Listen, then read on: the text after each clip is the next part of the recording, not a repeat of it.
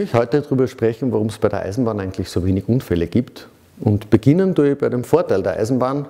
Wir können durch Stahlrad und Stahlschiene mit sehr wenig Reibung große Tonnagen sehr energiesparend transportieren. Gleichzeitigerweise heißt aber wenig Reibung nicht gutes Bremsen. Das heißt, Fahren auf Sicht wie auf der Straße gibt es bei der Eisenbahn nicht. Wir müssen vorher sicherstellen, dass Bremsungen nicht notwendig sind. Das heißt, der Verkehr wird organisiert und dieses Organisieren nennen wir Fahrplan. Das ist schon mal die erste Sicherungsebene der Eisenbahn.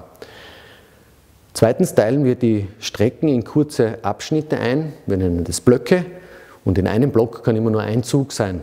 Die Blöcke werden mit Signalen gesichert. Das ist so wie Ampeln auf der Straße. Rot stehen bleiben, grün fahren.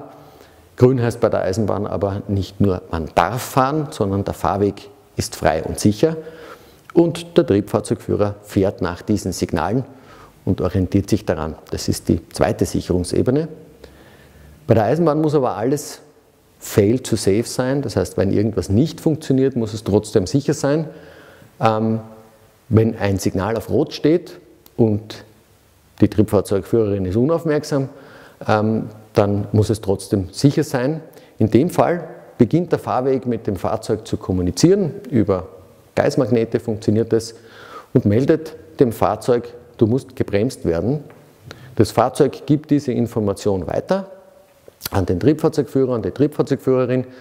Aber wenn es zu keiner Reaktion kommt, bremst sich das Fahrzeug selbstständig ab. Das heißt, das Überfahren eines roten Signals ist bei der Eisenbahn gar nicht möglich. Das heißt, es ist sehr sicher, Kollisionen von Zügen können damit fast nicht vorkommen. Trotzdem gibt es aber Zugunfälle. Wo kommen diese Unfälle her?